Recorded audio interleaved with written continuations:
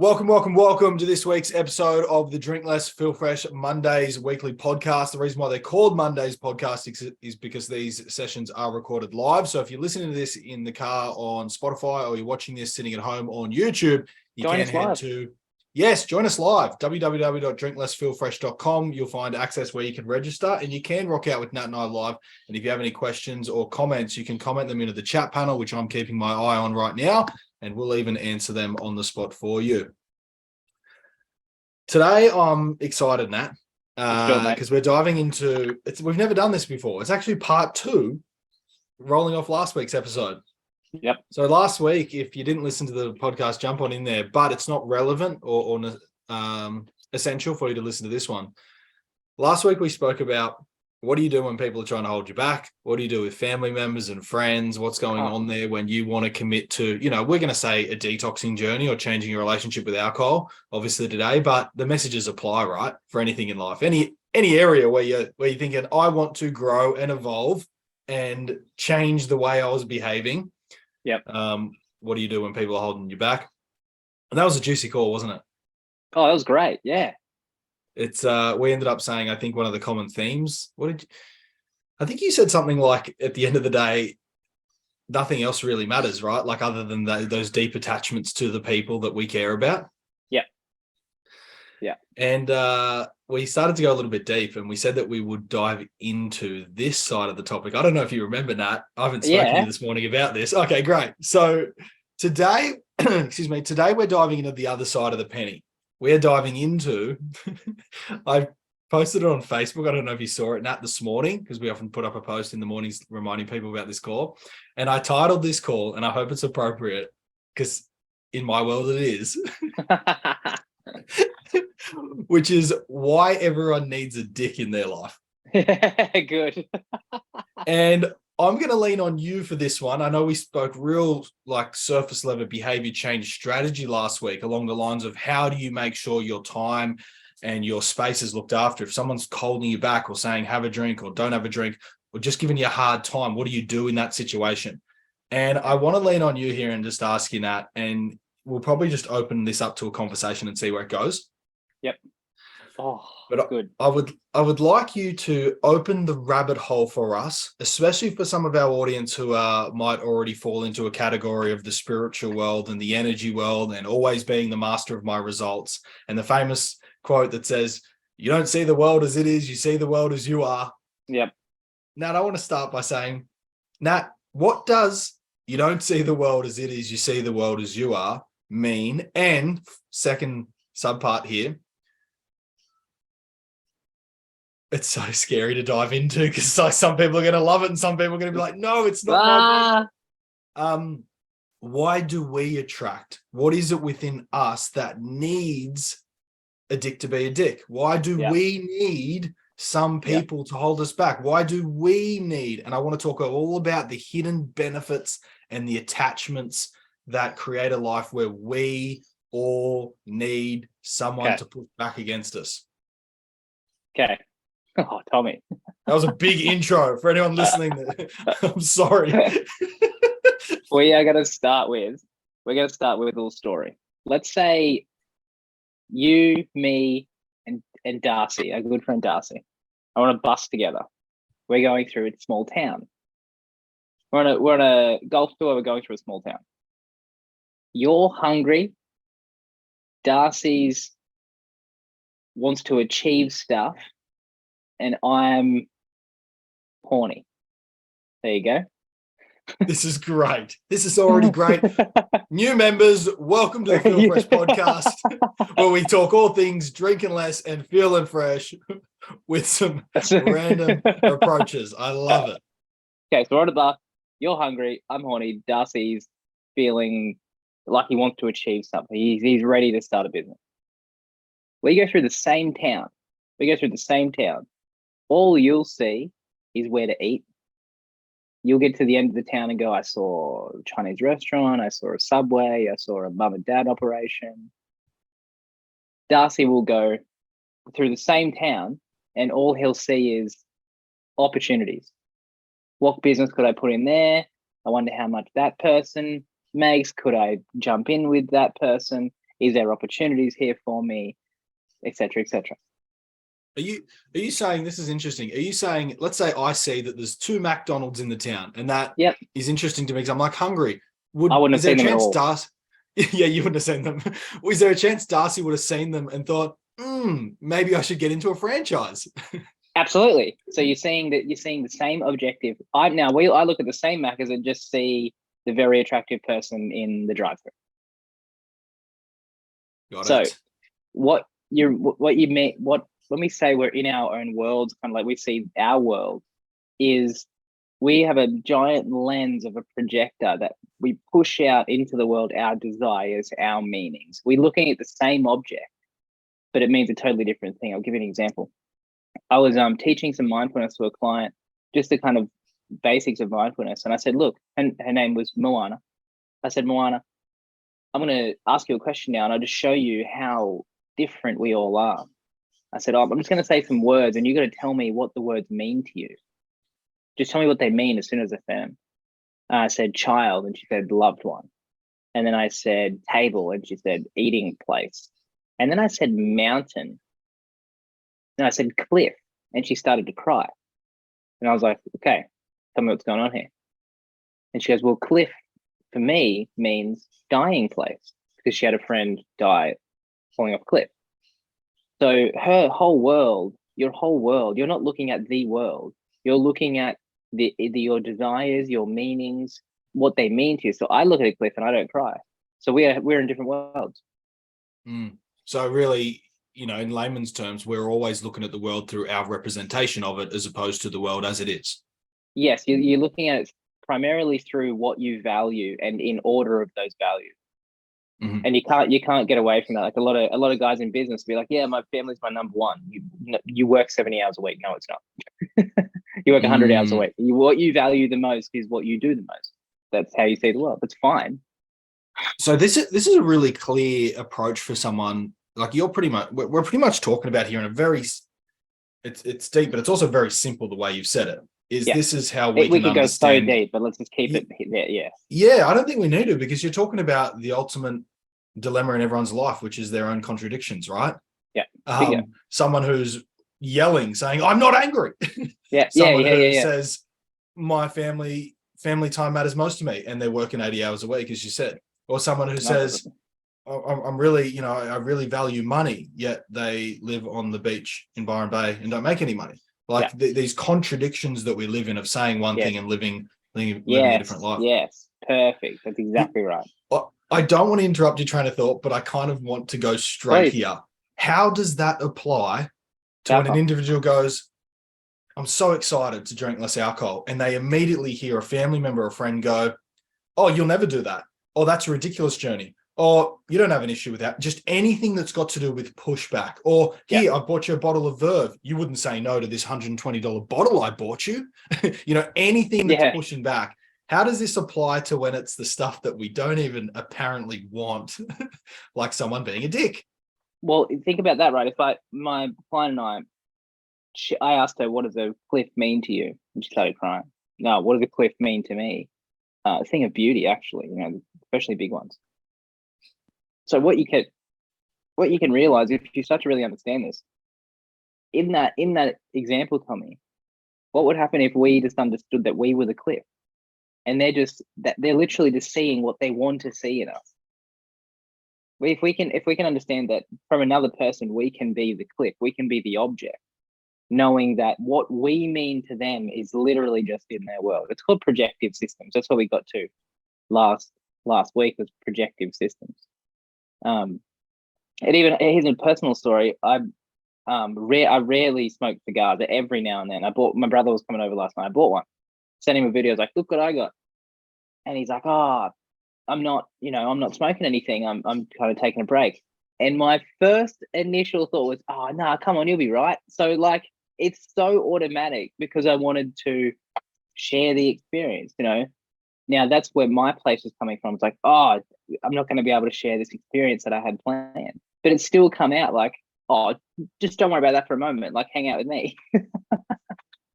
Mate, you just had a huge penny drop for me, even as a specialist then. Like a huge penny drop.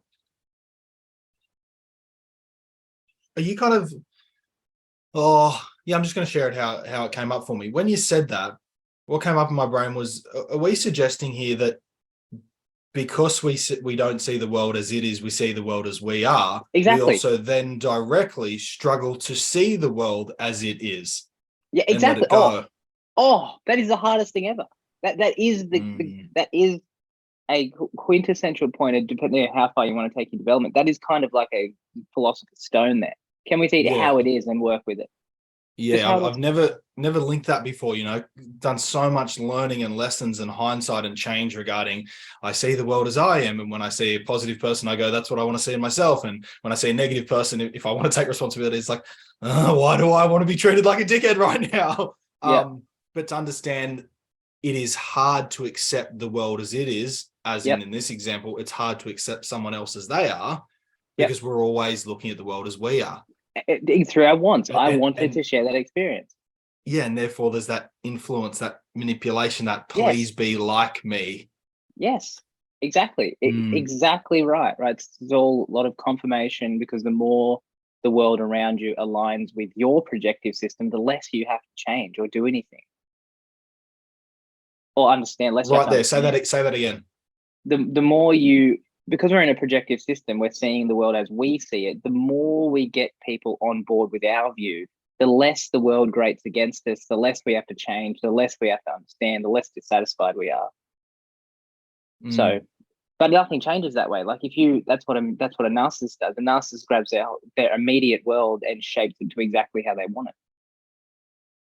So let's go to the specific example that so many of our members ask us. It often comes down to a problem associated to someone that they apparently care about is making the journey difficult for them, either directly making it difficult, or if they fall into the codependent side of things, they're like, oh well, they need me to support them. So it's either I'm trying to make this hard for you, I'm calling you names, or I'm being hard on you, or I'm causing so much drama in my own world that you need to stop your growth journey, you need to stop doing what you're doing, you need to come save me.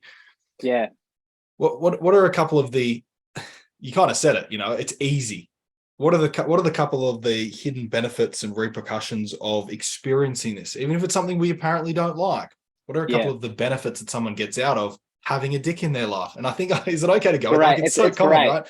Yeah. What are the benefits and hidden repercussions of everyday people having a kickback and a bit of fight because they've got a dickhead making it hard, whether it's a work colleague, their boss, their partner, their kids, their family member, their drunk auntie or uncle? What's the benefit and repercussion for us as the person that's experiencing it? If anyone's read any Carlos Castaneda, The Adventures of Don Juan, old school book series, classic mystical book series about essentially an archaeologist that runs into a Native American shaman and then forms this 7-year relationship, and they go on a lot of these journeys together. And there's a whole section of that series called The Petty Tyrant. And it's about the shaman is telling the layperson, the archaeologist, that everyone in their life must encounter a tyrant, an absolute power-hungry, controlling, crazy dick. Everyone must experience that, must get caught by one of these people in their life, because there is nothing better for us in terms of self-knowledge and finding out who we are than to encounter someone that's impossible. Because what happens is this: when you encounter someone that's impossible, what you've done is the river of you has hit the end of the road. Like, I can't work with this person. I can't, there's no push and pull. There's no allowing. There's nothing. They're impossible. When a river hits the end of a road, it doesn't just stop and stagnate and pool and go disgusting. What it does is it elevates. It rises, it rises, it rises. And it finds once it finds its new angle, it goes again. And it totally transformed the environment and itself. And so that's the story of everyone here is listening. If you've had a real hard time with someone and you've gone through it, there's parts of you understand now that you could never have understood without them. Do you reckon I think we might have time today, like 3 minutes to go into this. Otherwise we'll do it on next week's podcast. But what you just opened the gateway or the floodgates, going off your metaphor of the rising tide, the rising river, is we'll call it probably the benefits of pushback.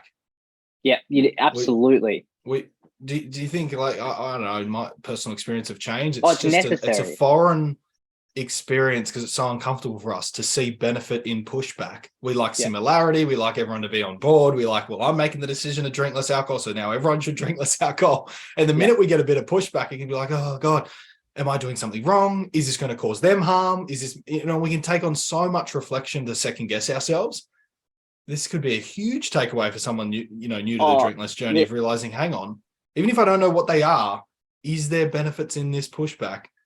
Exactly. And if there's pushback, guys, like, we can't always assume that because we're changing our relationship, our behavior in relationship to alcohol, and that's going to ruffle someone's feathers. We can't assume that they're all wrong either.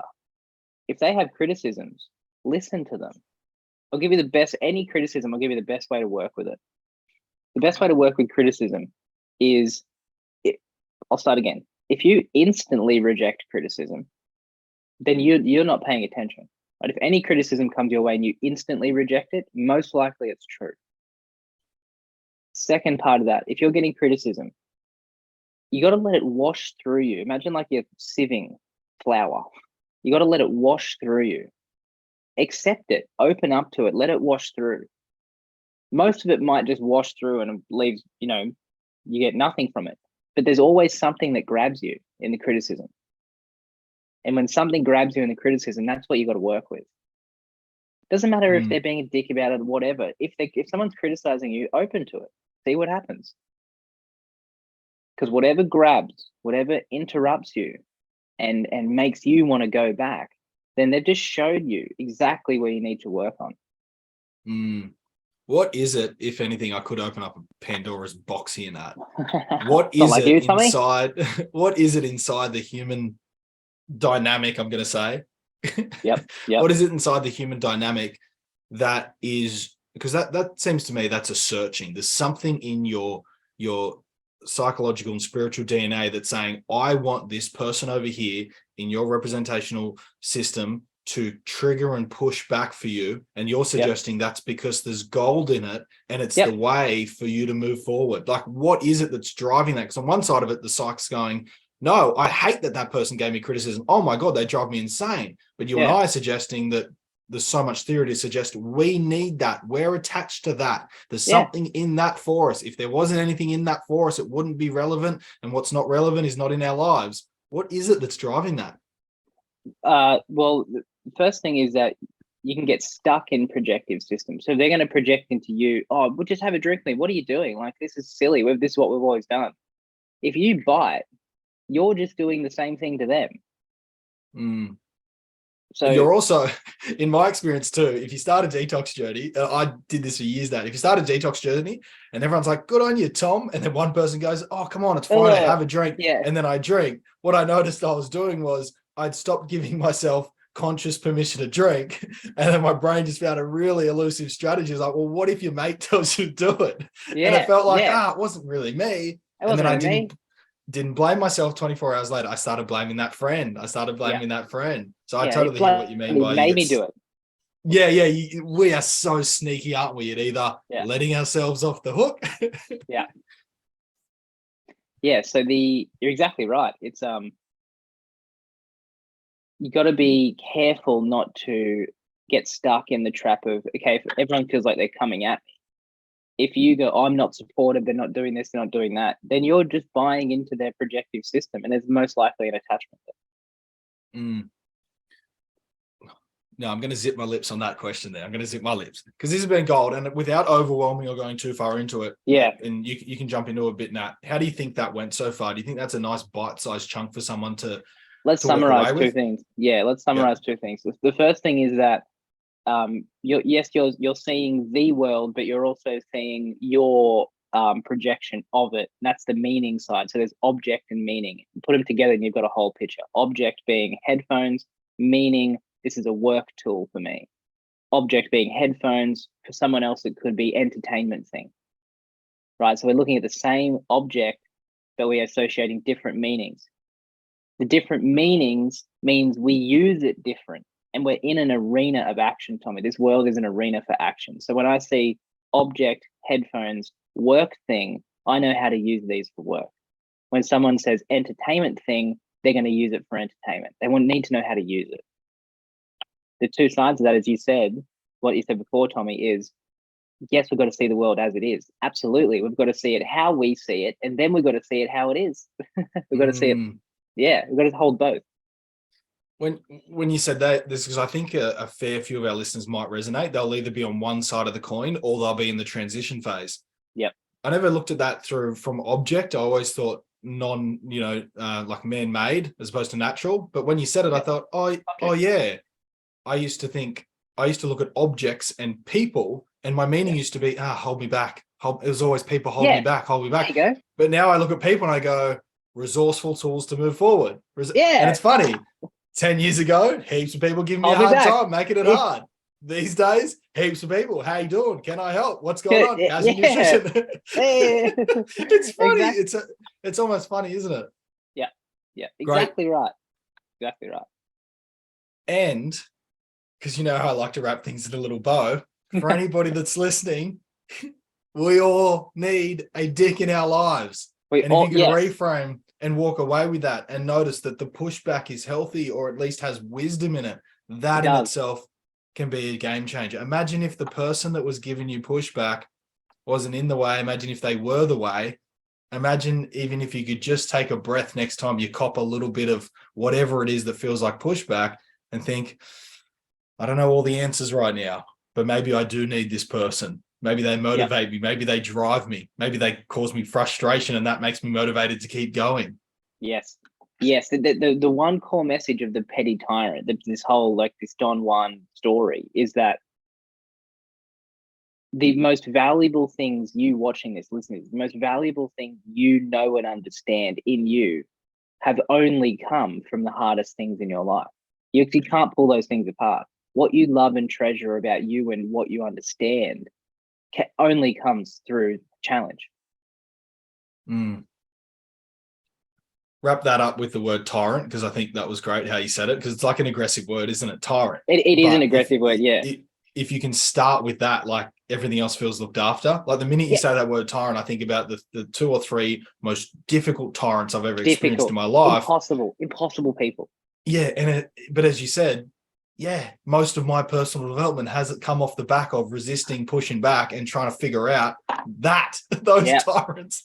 Yes. Yeah, because they force you into areas you can't get yourself. They force you into these different introspective ways.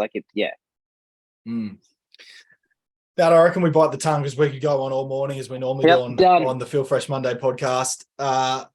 Listeners, here's the drinking lesson, feeling fresh. I've absolutely loved this podcast episode. Once again, for those of you that jumped in late, whether you're listening on Spotify or watching the video on YouTube, hey, by the way, hey, poops. Head to www.drinklessfeelfresh.com if you liked the way that we rock and roll, if you like the feel and the energy that we bring to changing your relationship with alcohol. Register for these Zoom calls. You can show up live. Thank you so much to Isabel and a couple of other members that have been rocking out with us. We have been seeing all of your comments. There was no questions, hence why I didn't answer any there today. But looking forward to seeing you, and we look forward to potentially welcoming you into the Drink Less Feel Fresh universe. If you're new to the podcast, Nat, I'm just going to share this quickly. We have our next 30-day detox challenge coming up in a few weeks. We have our 12-month rebuild mastermind program. There's a lot going on. So if you ever need a hand and want some actual action steps, shoot me over a private email at info@drinklessfeelfresh.com. And I'll personally, Tom Cartwright, I'll personally make sure I respond to you. The March mini challenge is being planned as we speak. Oh, beautiful. Looking forward to seeing the details. Let's get some more members into the Drink Less Feel Fresh universe so that they can experience that. See you, team. Bye for now. See you on the next episode.